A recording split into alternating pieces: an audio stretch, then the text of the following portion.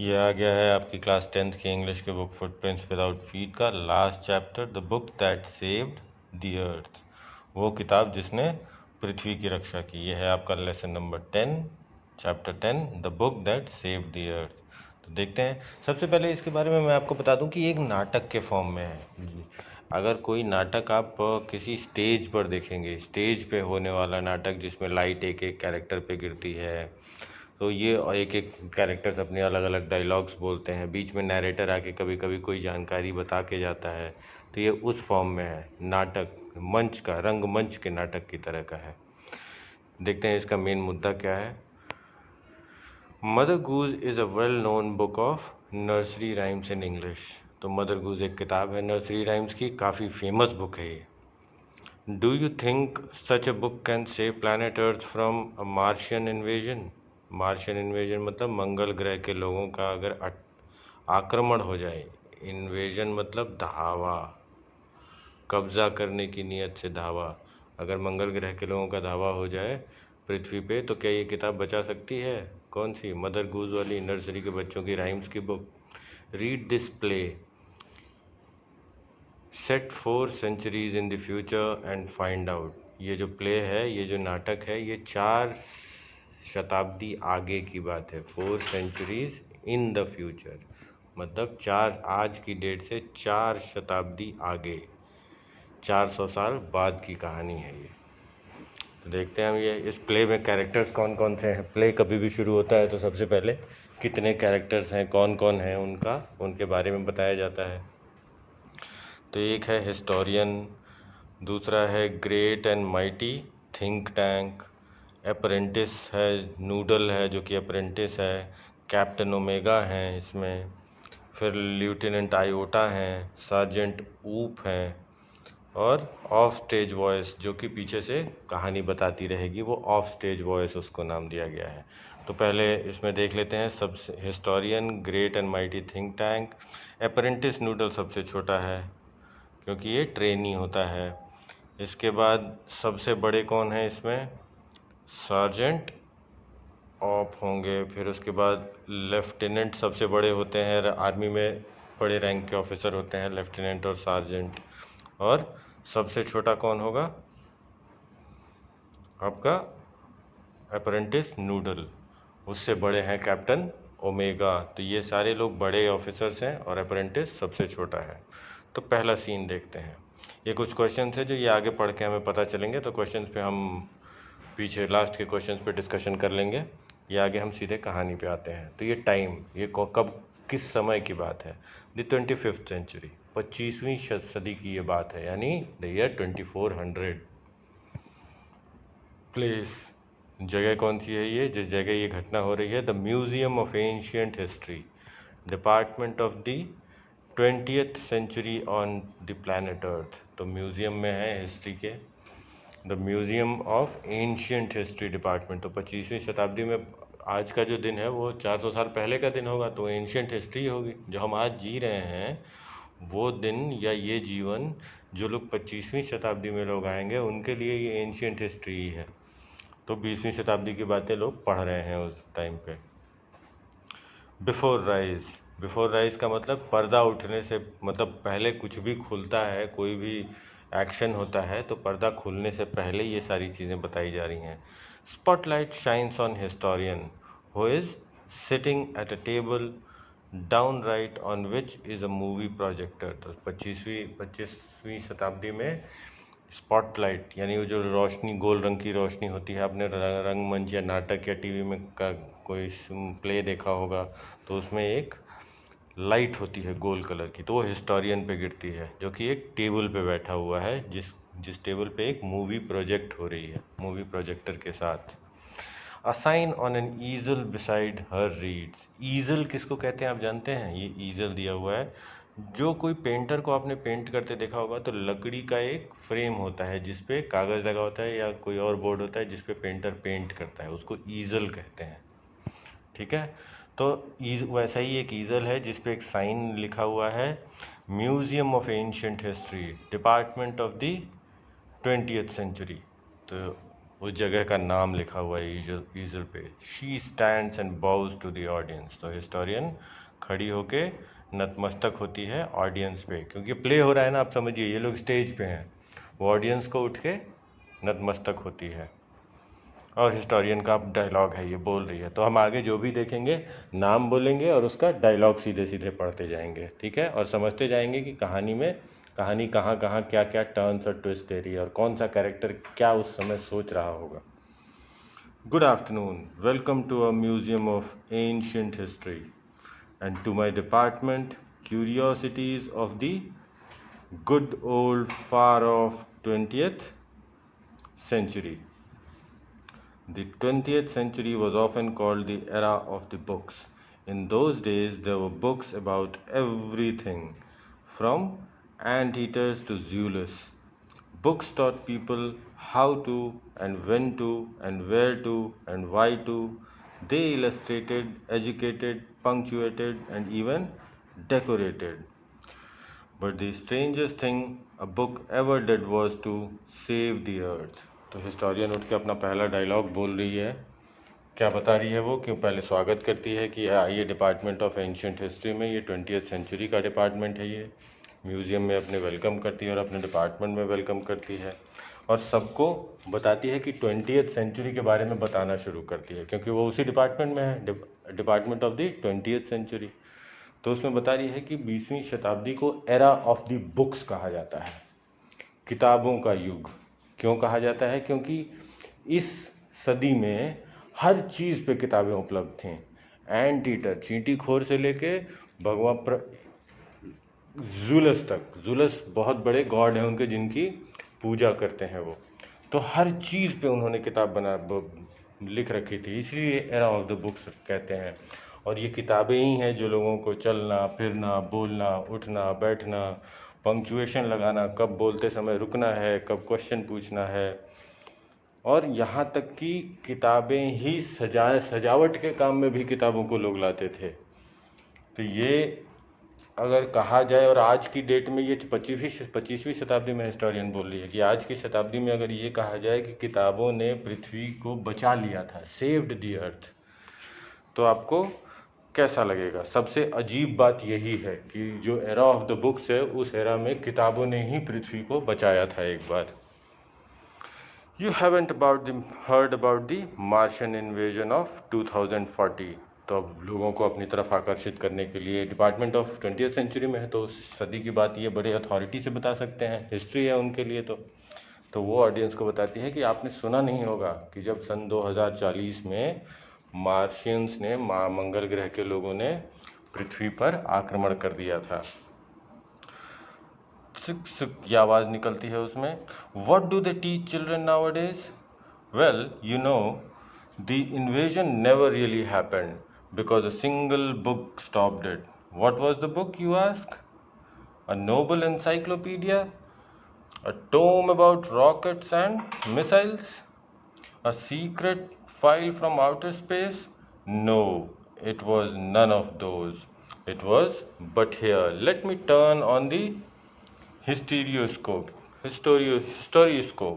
and show you what happened many centuries ago in 2040। तो ये हम इंटरेस्टिंग चीज़ पे आ गए कि आपने मंगल ग्रह के आक्रमण के बारे में तो सुना नहीं होगा। दर्शकों से वो पूछती है सन 2040 में, और फिर आगे बोलती जाती है कि आजकल तो बच्चों को पढ़ाया ही नहीं जाता कि मंगल ग्रह के लोगों ने आक्रमण भी किया था। और क्यों नहीं पढ़ाया जाता? क्योंकि वो ये नहीं बता सकते कि पृथ्वी को सिर्फ एक किताब ने बचा लिया। तो आइए मैं अपनी हिस्ट्री स्कोप, जैसे बायोस्कोप होता है वैसे म्यूज़ियम में है, हिस्ट्री डिपार्टमेंट में है, तो वहाँ पे हिस्ट्री स्कोप चल गया। तो हिस्ट्री स्कोप के बारे में बता रही है कि 2040 में होने वाली असाधारण घटनाओं के बारे में अब वो दिखाना चाह रही है। तो ये सब स्टेज पे हो रहा है, ये एक ऐसे डायलॉग लगातार बोले जा रही है। अब ब्रैकेट में जो दिया है, यानी कि ये ऑफ स्टेज आवाज़ है, ये आपको इन्फॉर्मेशन देने के लिए है। She turns on projector and points it left। वो प्रोजेक्टर चालू करती है। प्रोजेक्टर आप जानते हैं ना, जिससे फिल्म चलती है, जिससे कोई चीज़ प्रोजेक्ट होती है कहीं और पे, और बाएं की तरफ इशारा करती है। Think tank who is seated on a raised box, arms folded, तो थिंक टैंक वहीं बैठा हुआ है, जिस साइड लेफ्ट में इशारा करती है वहाँ पे थिंक टैंक बैठा हुआ है। 7 कैरेक्टर्स ऊपर है ना, वहाँ एक थिंक टैंक भी है, वो बैठा हुआ है अपने हाथ मोड़ के, arms folded. He has a huge egg-shaped head and he wears a long robe decorated with stars and circles. Apprentice Noodle stands beside him at an elaborate switchboard. A sign on an easel reads. तो वहाँ पे think tank बैठा हुआ है। तो ये जो bracket में जो चीज़ें लिखी हुई हैं ना, आपको बताने के लिए कि आप चूँकि ये कहानी पढ़ रहे हैं तो आप उसको सोच सकें। तो आप इमेजिन करके देखिए कि वहाँ पे थोड़ी दूर पे जहाँ वो लेफ्ट पॉइंट करती है हिस्टोरियन, वहाँ पे थिंक टैंक बैठा हुआ है। थिंक टैंक नाम का आदमी बैठा हुआ है जिसका सर अंडे जैसा बड़ा है, अंडे जैसा दिखने में है। वो एक ओवरकोट पहने हुए है जिसपे स्टार्स और सर्कल्स बने हुए हैं।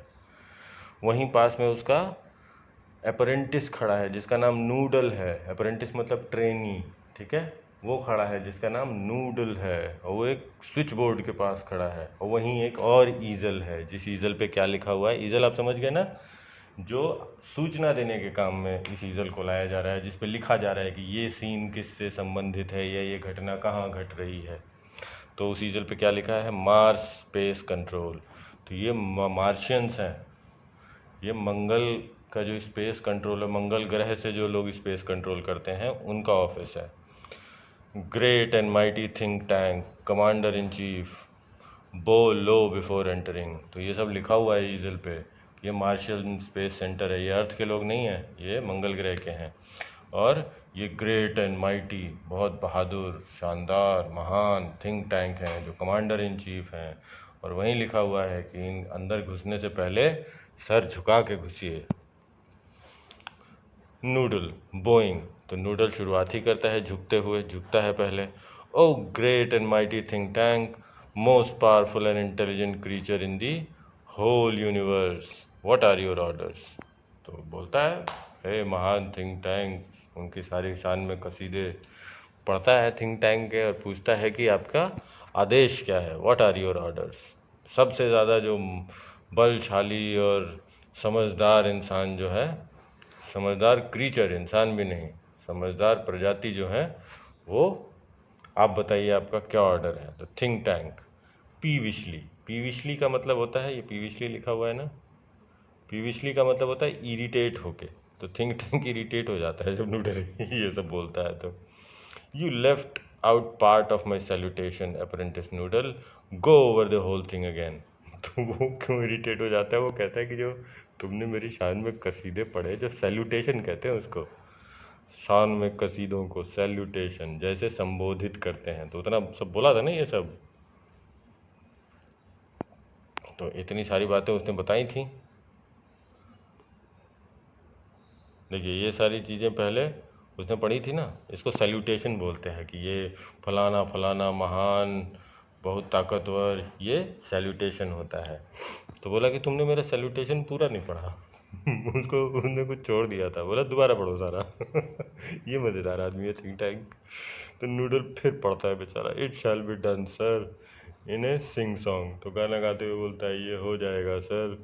और फिर बड़ा बड़ा पूरा पूरा पढ़ता है, हे महान, और ये ruler of Mars and her 2 moons, most powerful and intelligent creature. तो उसकी सांस फूल जाती है और लास्ट में कहता है व्हाट आर योर ऑर्डर्स। इतना इतना लंबा उसका सैल्यूटेशन है कि कहते कहते बेचारे की सांस फूल जाती है। बोलता है अब बताइए ऑर्डर। तो अब थिंक टैंक बोलता है दैट्स बेटर नूडल। बोलता है नूडल ये ठीक है। I wish to be placed in communication with our manned space probe to that ridiculous little planet we are going to put under our generous rulership. What do they call it again? तो think tank का बोलने का तरीका, लहजा बड़ा महीन है। वो अभी जितनी बातें उसने कही हैं वो किसी, वो प्लेनेट पे आक्रमण करने वाला है। तो ये जो बातें इतने प्यार से कही हैं जनरस रूलरशिप वाली, वो आक्रमण कर रहा है, लेकिन उसका बोलने का लहजा बड़ा महीन है। तो बोलता है ये बढ़िया है नूडल। जब नूडल ने उसका सैल्यूटेशन पूरा किया, बोला मैं उस अपने यान के लोगों से, जहाँ पे जो हमने भेजा है, जो कि एक किसी रिडिकुलस, किसी बुरे से ग्रह पे कब्जा करने वाले हैं, उस यान के लोगों से संपर्क स्थापित करना चाहता हूँ। I wish to be placed in communication with, मतलब संपर्क स्थापित करो मेरा उनसे, जिन लोगों को, जिन मंगल ग्रह के लोगों को भेजा गया है ये उस बेकार रिडिकुलस से ग्रह पे कब्जा करने के लिए और उसको मेरे रूल के अंडर लाने के लिए, मेरे जेनरस रूलरशिप के अंडर लाने के लिए उससे मेरी बात कराओ। और क्या नाम है उस ग्रह का, उसने ऐसे पूछा। तो नूडल ने कहा अर्थ योर इंटेलिजेंस। तो बोले अर्थ कहते हैं उसको महाराज, जैसे एक्सीलेंस बोलते हैं ना, तो इंटेलिजेंस इसको बोल रहे हैं। इसकी मतलब हर चीज़ में इसको चापलूसी बड़ाई अपनी पसंद है। तो थिंक टैंक बोलता है अर्थ ऑफ कोर्स। बोला हाँ हाँ अर्थ ही है।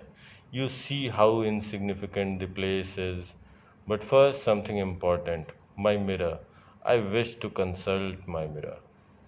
तो कहता है हाँ हाँ, और देखा कितनी बेकार सी छोटी सी चीज़ है, कितनी इनसिग्निफिकेंट है कि मुझे इसका नाम भी नहीं पता है। इनसिग्निफिकेंट का मतलब बिना मतलब की बहुत ही छोटी चीज़, जिसके रहने या न रहने से कोई फ़र्क ना पड़े।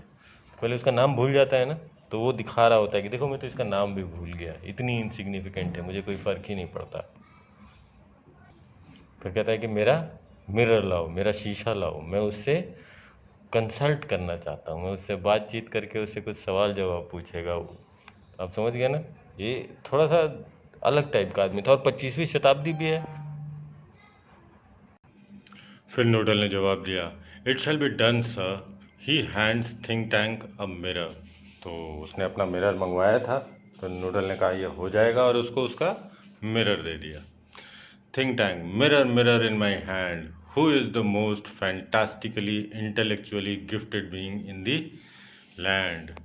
तो उसने मिरर से पूछा कि ये मिरर, मेरे हाथ में जो मिरर है वो बताओ कौन सबसे ज़्यादा फैंटास्टिकली इंटेलेक्चुअली, तो बेसिकली अपनी बड़ाई सुनना चाह रहा था। वो मिरर से पूछ रहा था कि कौन यहाँ पे सबसे ज़्यादा समझदार है, कौन सबसे फैंटास्टिक है, गिफ्टेड है इस दुनिया में।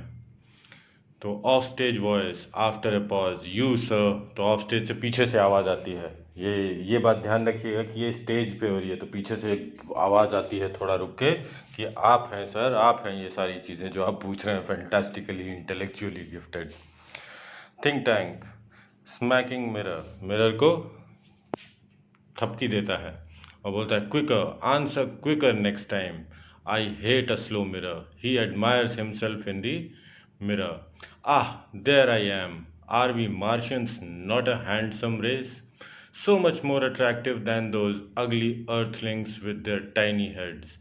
Noodle, you keep on exercising your mind and someday you'll have a balloon brain just like mine. तो शीशे को वो थपकी देता है, चपत लगाता है और बोलता है जल्दी जवाब दिया करो, अगली बार से जल्दी जवाब दो। तो शीशे को भी काम पे लगा के रखता है, जिससे वो ये सब सवाल पूछता है। और फिर शीशे में अपनी शक्ल देख के कहता है, उसकी शक्ल, उसका चेहरा अंडे जैसा था ना, अंडाकार बड़ा सा। कहता है कि हम मार्शियंस इस दुनिया में सबसे खूबसूरत हैं, सबसे हैंडसम हैं। अर्थलिंग्स का मतलब होता है अर्थ के रहने वाले लोग।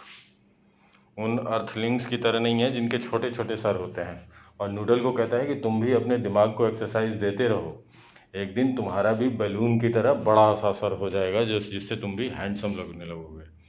तो नूडल बोलता है oh I hope so mighty think tank, I hope so. तो कहता है मैं ऐसी आशा करता हूँ, नूडल बोलता है।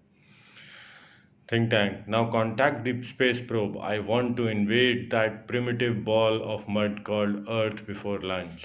तो नूडल को वो आदेश देता है कि जाके स्पेस प्रोब से, जो उन्होंने स्पेस प्रोब का मतलब होता है जो अंतरिक्ष में जासूसी करने के लिए यान भेजते हैं। प्रोब मतलब ढूंढने के लिए कुछ, तो बोलता है उस स्पेस प्रोब यान से संपर्क करो, मैं अर्थ को लंच से पहले उस पर हमला करना चाहता हूँ।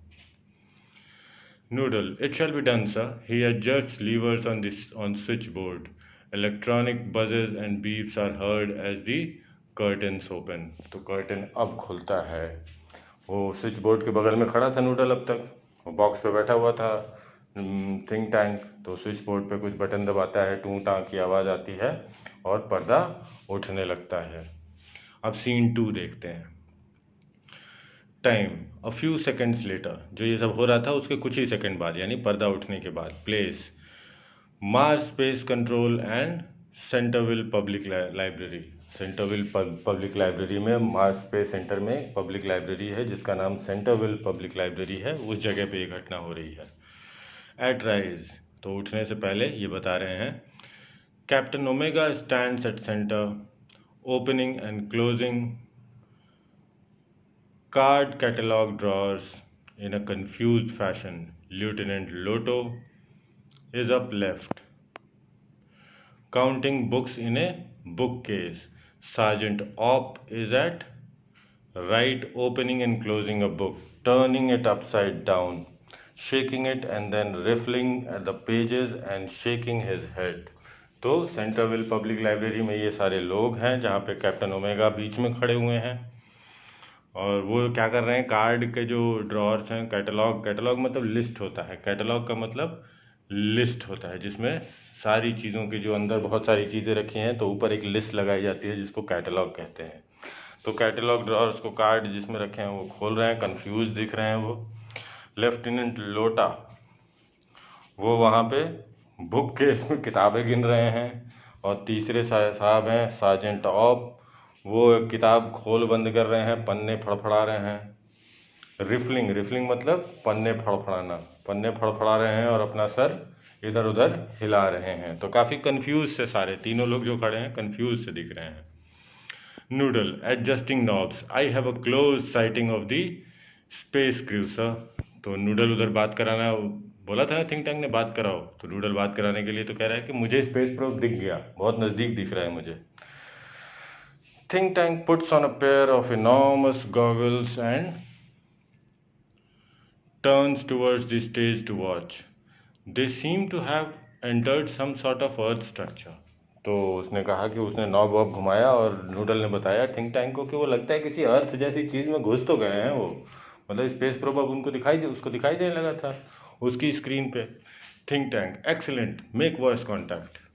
तो थिंक टैंक बोलता है बहुत अच्छे, उनसे बात कराओ। नूडल बोलता है speaking into a microphone, Mars space control calling the crew of probe 1, Mars space control calling the crew of probe 1। तो उनसे बुलाता है कि बात करना चाहते हैं हम। Come in Captain Omega and give us your location. तो कैप्टन ओमेगा से बात करना चाह रहा है, उससे बोलता है कि कैप्टन ओमेगा अपनी स्थिति बताइए, अपना लोकेशन बताइए। Omega speaking into a disc which is on chain around her neck. तो उस डिवाइस में बोलता है जो कि गले में उसके चेन से बंधा हुआ है, उस डिवाइस में बोलता है। और ये सब स्टेज पे हो रहा है, ये बात ध्यान रखिएगा, इसको जब आप सोच रहे हैं तो स्टेज पे हो रही है चीज़ें। Captain Omega to Mars Space Control. Lieutenant Iota, Sergeant Op and I have arrived on Earth without incident. We have taken shelter in this, indigo room की तरफ इशारा करके बताता है, indicates room, this square place. Have you any idea where we are lieutenant Iota. तो बताता है तीनों का नाम, सार्जेंट, कैप्टन और कौन कौन थे, कैप्टन ओमेगा थे, सार्जेंट आयोब थे, सार्जेंट ऑप थे और लिeutenant आयोटा थे। तो कैप्टन, सार्जेंट और लिeutenant तीनों के बारे में बताता है कि हम लोग इस चौकोर जगह पे हैं, आपको आइडिया है कि ये इसको क्या कहते हैं। तो मार्स से वो लोग आए हुए थे, उनको पता ही नहीं था कि चौकोर सी जगह जो होती है उसको रूम कहते हैं। तो वो पृथ्वी पे आए थे, दूसरे ग्रह से जो लोग आएंगे यहाँ पे उनको वो आश्चर्यचकित तो होंगे यहाँ के स्ट्रक्चर्स को देख के, हो सकता है उनके तो सर भी बड़े बड़े हों, उनकी सारी प्रगति अलग तरीके की होगी। तो यहाँ के हैरान थे कि हम ये चौकोर स्ट्रक्चर में कहाँ घुस गए हैं। अच्छा, तभी लाइब्रेरी में, सेंट्रल पब्लिक लाइब्रेरी में अर्थ पे थे, वो लाइब्रेरी के अंदर थे, तो किताबें देख के कंफ्यूज थे कि ये क्या चीज़ मिल गई है उनको। आप देखते हैं, I can't figure it out. तो आयोटा बोलता है I can't figure it out captain, holding up a book. तो वो एक बुक अपने हाथ में उठा के कहता है कि मैं पता नहीं कर सकता। I can't figure it out मतलब मैं ये पता नहीं कर सकता, ये लिखा है ना, I can't figure it out, मैं ये पता नहीं कर सकता कि हम कहाँ हैं। एक बुक हाथ में उठा के बोलता है, I have counted 2000 of these peculiar items, this place must be some sort of barn, what do you think sergeant Oop.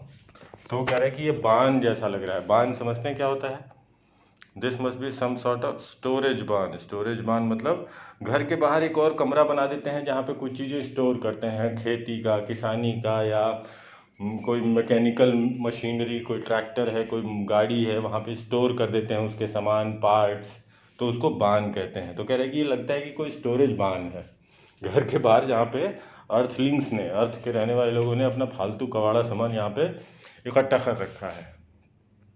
तो सब एक दूसरे से पूछ रहे हैं what do you think sergeant top. तो किसी को समझ में नहीं आ रहा है कि लाइब्रेरी चीज़ क्या है। तो स्क्वायर सी जगह है, यहाँ पे इतनी सारी किताबें हैं। और I haven't a clue. I've been to 7 galaxies, but I have never seen anything like this. Maybe they are hats. He opens up a book and puts it on his head. Say, maybe this is a haberdashery.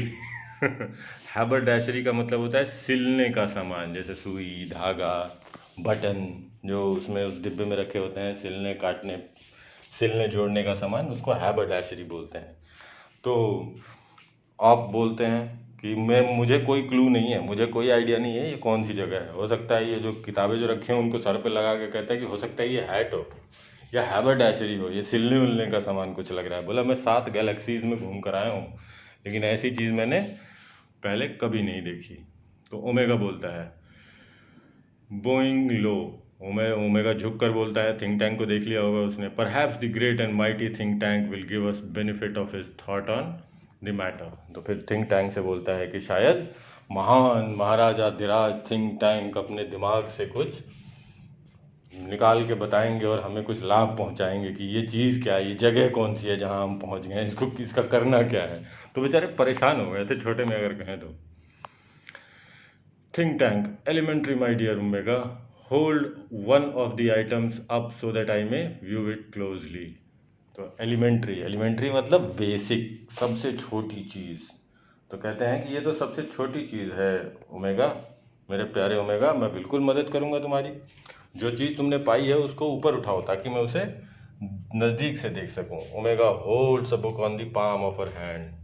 तो omega अपने हाथ हथेली पे, palm मतलब हथेली, हथेली पे एक बुक को उठा लेती है। Yes I understand now, since earth creatures are always eating, the place in which you find yourself is undoubtedly a crude refreshment island, refreshment stand. तो कहता है कि अर्थ के लोग जो हैं वो हमेशा खाते रहते हैं, तो जहाँ तुम खड़े हो ना वो खाने पीने की जगह है, जबकि आपको ध्यान है ना वो लाइब्रेरी में खड़े हैं। तो बोल रहे हैं कि जिस जगह पे भी तुम खड़े हो रिफ्रेशमेंट स्टैंड है, यहाँ पे खाने की तरोताज़ा चीज़ें मिलती हैं। Omega to Iota and Oop, he says we are in a refreshment stand.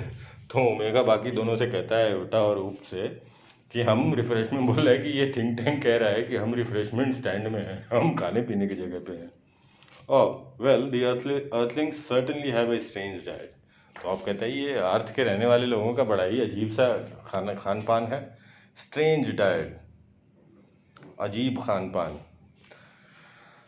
तो think tank that item in your hand is called a sandwich. Think tank बोलता है ये जो तुम्हारे हाथ में है जो चीज़ है इसको सैंडविच कहते हैं। किताब पकड़े हुए थे, किताब को बोलता है कि जो तुमने हाथ में पकड़ रखा है ये सैंडविच है। Omega nodding a sandwich, iota nodding a sandwich.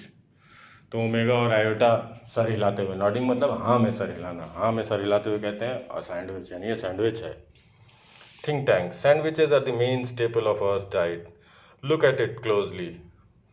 The Omega squints at book. Squints का मतलब ध्यान से देखना, झुक के देखना। There are 2 slices of what is called a bread and between them is some sort of filling. तो वो सैंडविच की अब डेफिनेशन बता रहा होता है कि तुमने जो हाथ में पकड़ा उसके 2 साइड हैं। किताब पकड़ रखी थी ना, उसके 2 साइड होते हैं। तो बोला वो जो तुमने 2 साइड पकड़ रखे हैं वो ब्रेड है और इसके अंदर कुछ अजीब सी फीलिंग है, कुछ भरा हुआ है। सैंडविच ऐसा ही होता है। तो उसने सैंडविच की डेफिनेशन पढ़ी होगी, देखा तो कभी होगा नहीं, या समझदार अपने आप को समझता था तो पढ़ा लिखा होगा। Omega that is correct sir. तो ओमेगा बोलता है तो सही है। Omega think tank to confirm my opinion I order you to eat it. अब थिंक टैंक आगे, अब यहाँ पे खतरनाक वाली जगह पे आ गया। थिंक टैंक बोलता है मेरा जो ओपिनियन है, मेरा विचार, मेरे विचार, ओपिनियन मतलब विचार, मेरे विचार को कंफर्म करने के लिए तुम इसको खाओ, ये ओपिनियन है। तो अब ओमेगा बोलता है ईट इट, गल्पिंग मतलब थूक निगलते हुए, गल्पिंग मतलब निगलते हुए, तो थूक ही निकल के निगलते हुए बोलता है खा जाऊं। Think tank do you doubt the mighty think tank. तो थिंक टैंक उसको डराता है, तुम्हें बहादुर महान थिंक टैंक पे संदेह है, डू यू डाउट। अब देखिए Omega, oh no no but poor lieutenant Iota has not had her breakfast. Lieutenant Iota I order you to eat this. This sandwich. तो वो अपने से छोटे वाले को थिंक टैंक ने ओमेगा को कहा, तो उसने कहा कि खा जाऊं, फिर डराया उसको कि नहीं खाओगे, मेरी बात नहीं मानोगे। तो बोला कि नहीं नहीं नहीं, ऐसी बात नहीं है, लेफ्टिनेंट आयोटा ने सुबह ब्रेकफास्ट नहीं किया है, मैं लेफ्टिनेंट आयोटा को ऑर्डर देता हूँ कि वो खा जाए। भाई ओमेगा से छोटा था लेफ्टिनेंट, तो उसने कहा कि ये सैंडविच खा जाओ। सब अपने छोटे वालों को ऑर्डर दे रहे, धमका रहे हैं। आयोटा ड्यूबियसली, ड्यूबियसली मतलब डरे हुए, डाउट में, eat it, oh captain, it is a very great honour to be the first Martian to eat a sandwich, I am sure, but how can I be so impolite as to eat before my sergeant. ये भी doubt में था, डरा हुआ था। तो इसने कहा कि ये मेरा बहुत बड़ा सौभाग्य होगा कि मैं पहला मार्शियन बनूंगा जो सैंडविच खाएगा, लेकिन मैं पहले कैसे खा सकता हूँ जब तक मेरा सार्जेंट नहीं खाएगा। तो वो भी अपने नीचे वाले को फंसा ही रहा था। Handing off the book and saying brightly, sergeant Oop, I order you to eat the sandwich immediately. तो वो सार्जेंट ऑफ को बोलता है, बड़े चमकते हुए उसको पकड़ाता है वो किताब और बोलता है कि सार्जेंट ऑफ, मैं तुम्हें आदेश देता हूँ कि तुम तुरंत ये सैंडविच खा जाओ, इमीडिएटली। देखा, सब अपने छोटे को चिपका रहे थे। अब ये देखिए भाई साहब, making a face, who lieutenant, me lieutenant. तो लेफ्टिनेंट से कहता है कि कौन, ये तो बात ओमेगा के खाने की हुई थी कि वो खाएगा, थिंक टैंक ने कहा, बोला मैं खाऊंगा लेफ्टिनेंट। वो बेचारा डर गया, सबसे छोटा था। Iota and Omega for the glory of Mars, Mars Oop, कहते हैं मार्स के वैभव के लिए, ग्लोरी मतलब वैभव, for the glory of Mars Oop, बोला मार्स के वैभव के लिए, मंगल ग्रह के वैभव के लिए खाओ। अब देखिए भाई साहब, अब तो आप फंस गए हैं। आप, यस ऑफ कोर्स इमीडिएटली। तो आप कहते हैं हाँ हाँ बिल्कुल, अभी खाता हूँ मैं। तो अब तो ये आप भाई साहब फंस चुके हैं। Yes of course unhappily. तो वो ऑफ कोर्स कहता है दुखी हो गया, अनहैप्पीली मतलब दुखी हो गया, अब बोलता है इमीडिएटली, अभी खाता हूँ। ही opens his mouth wide. Omega and Iota watch him breathlessly. He bites down on a corner of a book and पैंटोमाइम्स, पैंटोमाइम्स का मतलब होता है उसको चबाना, और बुरी हालत में उसको चबाता है, कॉर्नर ऑफ द बुक। और ये जो बाकी दोनों हैं, सार्जेंट और ल्यूटेनेंट, सार्जेंट और कैप्टन, ओमेगा और आयोटा, वो देखते रहते हैं आपको खाते हुए, ब्रेथलेसली, सांस रोक के। तो बुक का कोना काट के चबाता है वो। वेल ऑप, ओमेगा बोलता है वेल ऑप, तो ओमेगा अब ऑप से बात करता है, iota well op.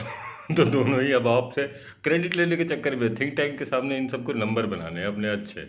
Was it not delicious, think tank पूछता है उससे, ऑप से, कि क्या वो बहुत स्वादिष्ट नहीं था sergeant Oop. Oop saluting, salute करते हुए, this is correct sir, it was not delicious, I don't know how the earthlings can get those sandwiches down without water, they are dry as Martian dust। तो कह रहा है कि मुझे नहीं पता ये अर्थ के रहने वाले लोग, अर्थलिंग जो है, ये बिना पानी के इस सैंडविच को खाते कैसे हैं। खा तो भाई साहब किताब रहे थे। बोला कि ये सैंडविच इतने सूखे हैं जैसे मंगल ग्रह की धूल, लाइक मार्शियन डस्ट। नूडल बोलता है, sir great and mighty think tank, I beg your pardon, but an insignificant bit of data floated into my mind about those sandwiches। Insignificant मतलब बहुत छोटा, इनसिग्निफिकेंट मतलब जिसका कोई फर्क नहीं पड़ता, लेकिन वो डेटा बताना ज़रूरी है। तो नूडल बोलता है कि सर मुझे माफ़ कीजिएगा, थिंक टैंक से बोलता है, थिंक टैंक ही यहाँ सबका बॉस है, थिंक टैंक से सब डरते हैं, थिंक टैंक की बात सब मानते हैं।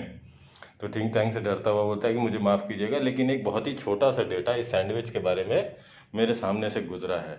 Think tank, it can't be worth much, but go ahead, give us your trifling bit of data।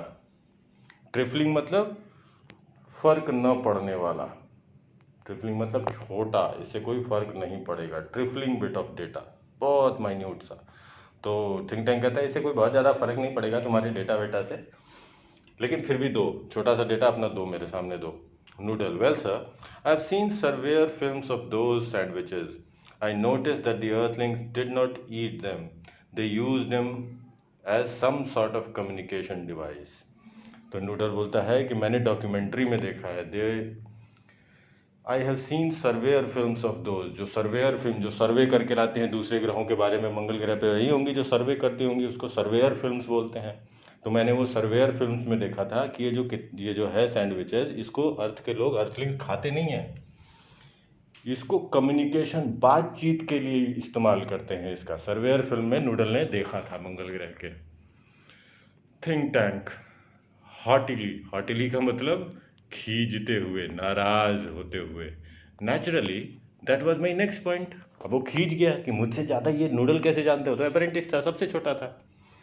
तो वो खींचते हुए बोलता है हाँ हाँ ठीक है, यही मेरा अगला पॉइंट था। These are actually communication sandwiches. Think tank is never wrong. Who is never wrong?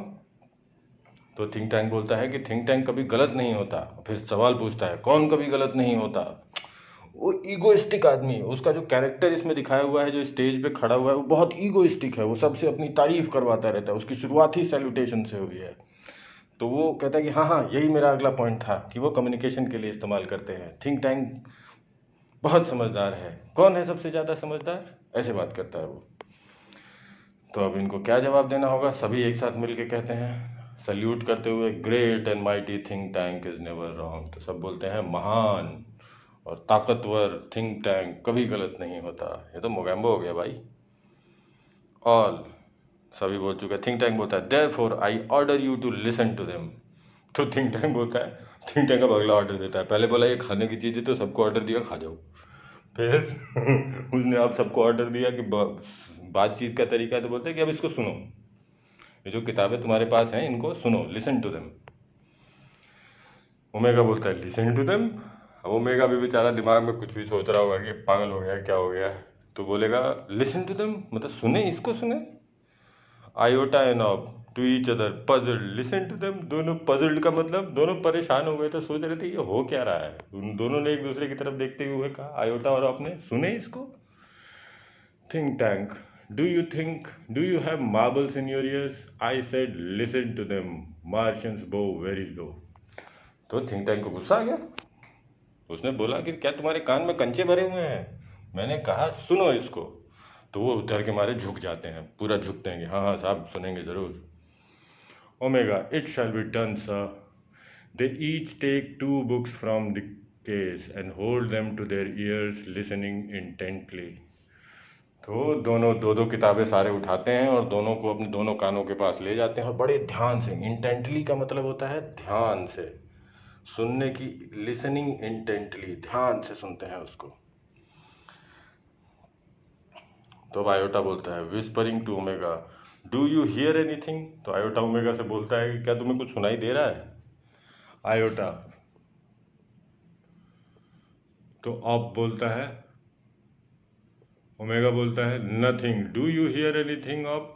तो वो भी उससे वापस पूछता है क्या मुझे तो कुछ नहीं सुनाई दे रहा, तुम्हें कुछ सुनाई दे रहा है क्या? ऑफ बोलता है loudly not a thing. Omega and iota jump in fried. तो ये सारी बात हो रही, तो ऑफ बेचारा जोर से बोल देता है कि कुछ नहीं सुनाई दे रहा मुझे, नथिंग। ये डर के मारे बाकी दोनों, वो तो बड़े थे, वो तो थिंक टैंक को जानते थे कि खतरनाक है। अब ये बेचारा ऑफ सबसे छोटा था, वो जोर से बोल पड़ता है, तो दोनों डर के मारे कूद जाते हैं। इसने इतना जोर से बोल दिया कि कुछ नहीं सुनाई दे रहा। तो omega and iota they listen intently again. तो ओमेगा और आयोटा उसको बोलते चुप चुप चुप, और ध्यान से सुनते हैं। फिर think tank, well well report to me what do you hear? तो थिंक टैंक वहाँ बैठा तो वापस बोलता है, ये दोनों बात कर रहे हैं कम्युनिकेशन मोड से, वो दूसरी जगह पे है, ये स्पेस प्रोब में है, वो मार्शियन स्पेस सेंटर में है। तो वहाँ से वो पूछता है थिंक टैंक बताओ मुझे क्या सुनाई दे रहा है?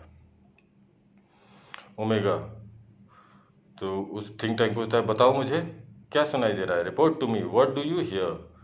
ओमेगा बोलता है nothing sir, perhaps we are not on the correct frequency. तो ओमेगा बोलता है कि शायद हम लोग सही फ्रीक्वेंसी पे नहीं हैं, इसलिए हमें कुछ नहीं सुनाई दे रहा है।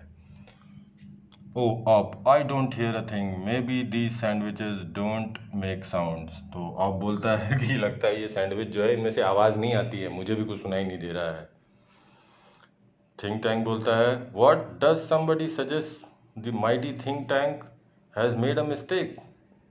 तो थिंक टैंक गुस्से में आ जाता है, फिर बोलता है कि इसका मतलब किसी ने मुझे, कोई ये कह रहा है डज समबडी सजेस्ट, यानी कि कोई क्या तुम में से कोई ये कह रहा है कि जो महान थिंक टैंक है उसने गलती कर दी है, हैज़ मेड अ मिस्टेक। अब किसकी हिम्मत है भाई जो उससे कहेगा कि हाँ आपने गलती कर दी है। Omega, oh no sir, no sir, will keep listening. बोला नहीं नहीं सर, आपसे गलती नहीं हो सकती, हम सुनते रहेंगे बार बार। Noodle, please excuse me your brilliance, but a cloudy piece of information is twirling around in my head. Twirling मतलब घूम रहा है। तो अब नूडल फिर बोलता है कि हे महान शासक थिंक टैंक, एक छोटी सी जानकारी मेरे दिमाग में घूम रही है। थिंक टैंक बोलता है वेल टर्ल इट आउट। तो बोला उसे घुमा के बाहर निकालो noodle, and I will clarify it for you. और मैं तुम्हें सफाई दूंगा उसकी, वो तुम्हें ढंग से समझा दूंगा। अगर कोई चीज़ तुम्हारी समझ में नहीं आ रही है तो बोलो, मैं उसे समझा दूंगा तुम्हें। तो थिंक टैंक बड़ा राजा टाइप का आदमी है, सबको डरा के धमका के अपनी बातें मनवाता रहता है। Noodle. I seem to recall that the Earthlings did not listen to the sandwiches. They opened them and watched them. तो उसने कहा, उसने वो सर्वेयर फिल्म देखी थी, तो उससे बोला कि मुझे याद आ रहा है कि अर्थ के रहने वाले लोग इस सैंडविच जो दिए हुए हैं इनको सुनते नहीं थे, उसको खोलते थे और देखते थे। Watch them. तो किताब खोल के पढ़ी जाती है, तो उसको लगा, उसने देखते हुए देखा उसने कि लोग अंदर देखते हैं। Think tank, yes that is quite correct, I will clarify that for you. तो थिंक टैंक बोलता है हाँ हाँ ये बिल्कुल सही है, और मैं तुम्हें समझाता हूँ कि ये क्या चीज़ है। पता तो इसको भी नहीं था कुछ, लेकिन जो भी कुछ नई चीज़ आती थी तो उसमें अपना लगा के अपनी आज्ञा देता रहता था, क्योंकि इसकी पोजीशन बड़ी थी। पता है इसको भी कुछ नहीं था। Captain Omega, those sandwiches are not for ear communications, they are for eye communication. Now, Captain Omega, take that large colorful sandwich over there. It appears to be important. Tell me what you observe. तो Captain Omega से कहता है कि हाँ हाँ captain omega, ये जो है ये कान से सुनने के लिए नहीं है, आंखों से ऑब्जर्व करने के लिए है, आंखों से देखने के लिए है। तो वो बड़ी सी वहाँ एक किताब रखी है कलरफुल, वो लगता है वो बहुत ज़रूरी किताब है, उसको उठाओ और उसको खोलो और देख के बताओ कि तुम क्या ऑब्जर्व करते हो, तुम क्या देखते हो उस किताब में, उस सैंडविच में। अच्छा ये तो किताब कह ही नहीं रहे थे उसको, ये उसको सैंडविच कह रहे थे।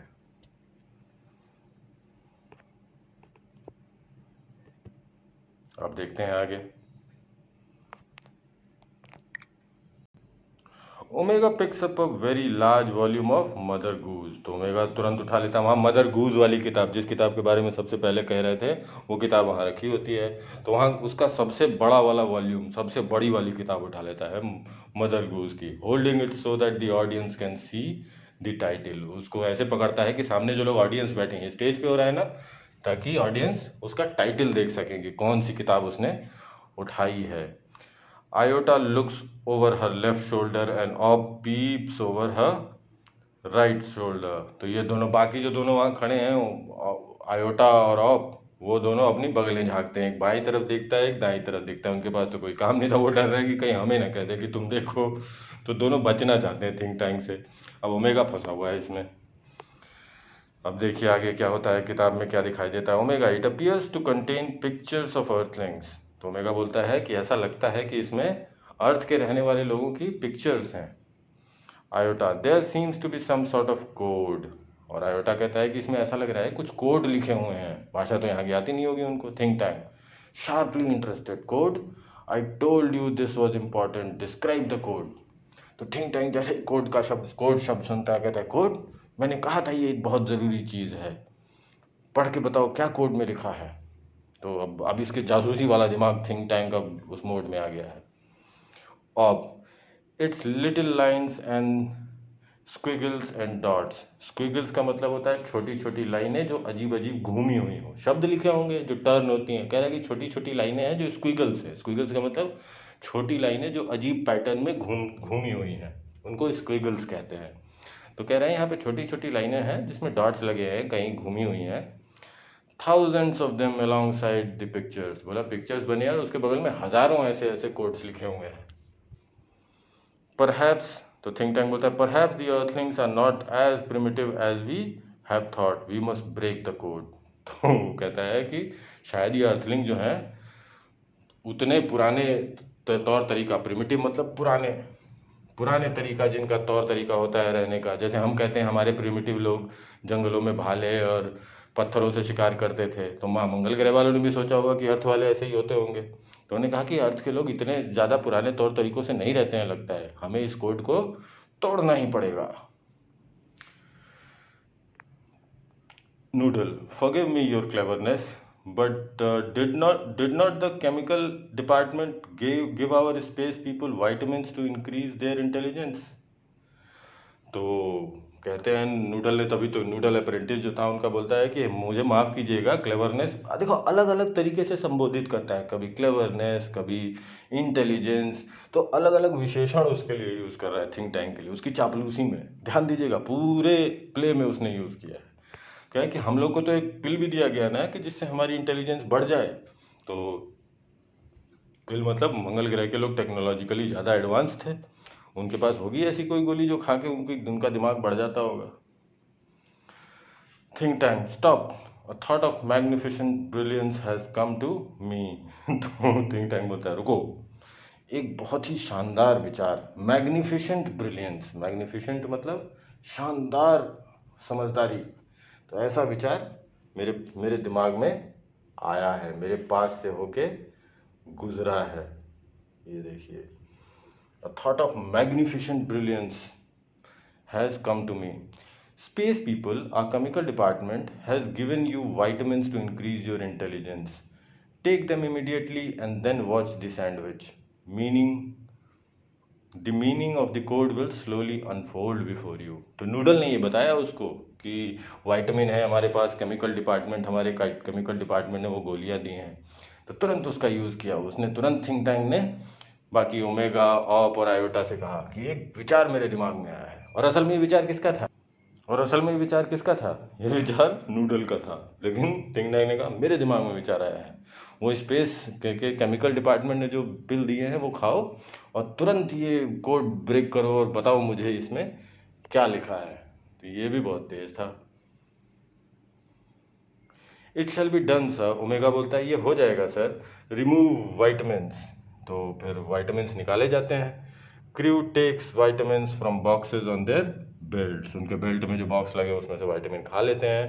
Present vitamins, they hold vitamins out in front of them stiffly, swallow vitamins.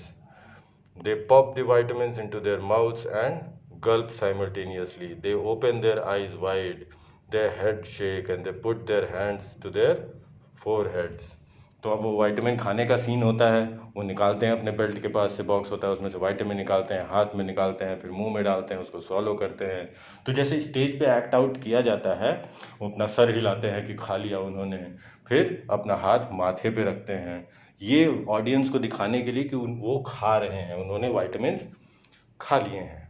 तो अब थिंक टैंक देखिए क्या बोलता है, excellent, now decipher that code. Think tank बोलता है बहुत अच्छे, डिसाइफर का मतलब तोड़ना, तो वो कोड तोड़ दो। डिसाइफर मतलब उसका मतलब निकालना, तो उस कोड का मतलब निकालो। सभी बोलते हैं it shall be done sir. They frown over the book turning the pages, तो सभी मिलके कहते हैं हाँ हाँ सर ये हो जाएगा, लेकिन फ्राउनिंग, फ्राउनिंग का मतलब भौहें सिकोड़ना, परेशानी में कहते हैं। दे फ्राउन लिखा है ना, फ्राउन, फ्राउन का मतलब भौं में सिकुड़ना। अब वो किताब से वो ऊबने लग रहे हैं कि किताब ने बहुत कुछ करा दिया, खाना खिलवा दिया, कि किताब को खाना पड़ गया एक को, आयोटा को, फिर कान में लगा के सुनना पड़ गया, वाइटामिन खिला दिया, तो अब किताब से ऊब रहे हैं बेचारे, ये दिखाना चाह रहे हैं ऑडियंस को। ओमेगा आहा ब्राइटली, आयोटा ओहो, ऑफ बर्स्टिंग इनटू लाफ्टर हा हा हा, तो तीनों हंसने लगते हैं, किताब अब उनकी समझ में आने लगी होगी। तो थिंक टैंक बोलता है what does it say, tell me this instant, transcribe. Omega, transcribe मतलब जो डिसाइफर है, ट्रांसक्राइब का मतलब ट्रांसलेट करना। तो ओमेगा से कहता है थिंक टैंक क्या कह रहा है वो, जल्दी बताओ मुझे, उसमें जो लिखा है उसको ट्रांसलेट करके बताओ। Omega yes sir, she reads with great seriousness, तो बड़ी गंभीरता से उसको पढ़ती है omega. Mistress Mary quite contrary, how does your garden grow with cockle shells and silver bells and pretty maids all in a row? तो वो ये वाली कविता जो मदर गूज में लिखी है, मदर गूज की बहुत फेमस कविता है, मिस्ट्रेस मैरी क्वाइट कॉन्ट्रारी, तो ये वाली कविता पढ़ती है वो of, ha ha ha, imagine that pretty maids growing in a garden, तो आप वहाँ भी हंसता हुआ बोलता है कि ये सोचो कि सुंदर सुंदर नौकरानियाँ गार्डन में उग रही हैं, pretty maids growing in a garden. तो थिंक टैंक बोलता है अलार्म्ड, उसको कुछ शक होता है। अलार्म्ड का मतलब शक होना, तो उसको शक होता है। अब किस बात का शक होता है देखते हैं। Stop, this is no time for levity, don't you realise the seriousness of this discovery, the earthlings have discovered how to combine agriculture and mining, they can actually grow crops of rare metals such as silver and cockle shells. They can grow high explosives to noodle contact our invasion fleet.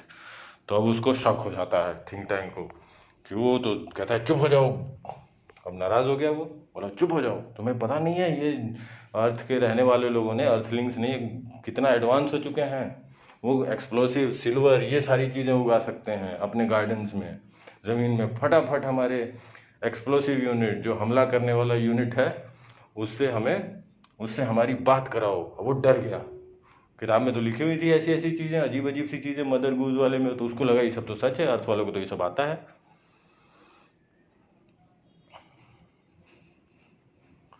Noodle बोलता है they are ready to go down and take over Earth sir. तो Noodle बोलता है कि वो जो हमारा हमला करने वाली एक्सप्लोसिव जो यूनिट है, एक्सप्लोसिव मतलब धमाके करने वाली यूनिट, बोला वो तो तैयार है सर अर्थ पे हमला करने के लिए। Think tank tell them to hold, tell them new information has come to us about Earth. तो थिंक टैंक बोलता है उनको रोको, उनको बोलो रुक जाए, अभी बोलो हमारे पास नई सूचना आई है अर्थ के regarding. Iota yes sir, she reads very Gravely. तो उसको बोलता है आयोटा, अब आयोटा पढ़ के सुना रहा होता है, तो बड़ी सावधानी से उसको पढ़ रहा होता है। Hey diddle diddle diddle the cat and the fiddle, the cow jumped over the moon, the little dog laughed to see such sport and the dish ran away with the spoon. तो ये वाली कविता पढ़ता है और हंसने लगता है। Laughing the dish ran away with the spoon, कि डिश भाग गया चम्मच के साथ, और जो गाय है वो मून के ऊपर से जंप कर गई। तो ये वाली कविताएं पढ़ता है think tank. Cease laughter, desist, desist मतलब रुको, अपने आप को रोको। सीज मतलब रुको, ये सारे रुकने के लिए है, ठीक है। तो बोलता है रुको, हंसना अपना रोक लो। This is more and more alarming, बोला ये और ज़्यादा खतरनाक है, ये और ज़्यादा चेतावनी दे रहा है। अलार्म मतलब चेतावनी, अलार्मिंग मतलब चेतावनी देने वाला। The earthlings have reached a high level of civilisation, didn't you hear. तो बोला कि जो अर्थ के रहने वाले लोग अर्थलिंग हैं, वो उनकी सभ्यता, सिविलाइजेशन मतलब सभ्यता, सभ्यता बहुत ऊंचाई पे पहुंच गई है। सिविलाइजेशन मतलब सभ्यता बहुत ऊंचाई पे पहुंच गई है, तुमने सुना नहीं? Didn't you hear? They have taught their domesticated animals musical culture and space techniques. तो कह रहे हैं उन्होंने अपने जानवरों को, पेट जानवरों को, पालतू जानवरों को म्यूजिक सिखा दिया है और उनको स्पेस टेक्नोलॉजी सिखा दिया है। अपने जानवरों को, अर्थ के रहने वाले लोगों ने अपने, उनके जानवर भी, अब लिखा है ना उसमें, मून के ऊपर कूद गए, डॉग डांस कर रहा है, जानवर डांस कर रहे हैं, मून के ऊपर कूद रहे हैं। Even the dogs have a sense of humour, बोला उनके कुत्तों के पास भी सेंस ऑफ ह्यूमर है, वो भी हंसी मजाक कर लेते हैं, इतने एडवांस हो चुके हैं। Why at this very moment they may be launching an interplanetary attack of millions of cows. तो बोल रहे हैं कि वो लाखों गायों का इस समय अंतरिक्ष में अटैक लॉन्च कर रहे, हो सकता है कि वो अटैक लॉन्च कर रहे हैं। जब उनकी गाय चंद्रमा के ऊपर कूद सकती है, तो कहीं भी जाके लाखों गायें अटैक कर सकती हैं किसी और ग्रह पे। तो इंटरप्लानेटरी मतलब एक प्लेनेट से, एक ग्रह से दूसरे ग्रह पे अटैक। तो भाई साहब ये तो डर गया है बुरी तरह से ये think tank. Notify the invasion fleet, no invasion today, Oop transcribe the next code. तो उसने इन्वेजन फ्लीट को, जो उसका इन्वेजन की फ्लीट थी जो हमला करने वाली थी, बोलने कि उनको रोक दो, बोला आज कोई हमला नहीं होगा। और आपको बोलता है तुम आगे पढ़ो, आगे इसको ट्रांसक्राइब करो, ट्रांसलेट करो। तो वो हम्टी डम्टी वाली पोएम पढ़ देता है, ये वाली Humpty Dumpty sat on A wall, ये आप सबने देखी है। Oh look sir, here is a picture. तो अब आप बोलता है कि देखिए सर, यहाँ पे एक पिक्चर है हम्टी डम्टी की। Why sir? He looks like turns large picture of Humpty Dumpty towards think tank and the audience. तो हम्टी डम्टी वाली पोएम पढ़ता है और हम्टी डम्टी की फोटो निकाल के दिखाता है और कहता है कि ये किसके जैसा दिख रहा है, और घुमा देता है। फोटो को बड़ी फोटो करके, बड़ी सी किताब थी, लार्ज वॉल्यूम था, उसको घुमा के दिखाता है। Think tank screaming and holding his head, it's me, it's my great and mighty balloon brain. तो थिंक टैंक कहता है, अरे ये तो मैं हूँ, ये मेरा सर है, जो हम्टी डम्टी की फोटो देख के कहता है मेरा बड़ा बलून जैसा सर है। The earthlings have seen me and they are after me.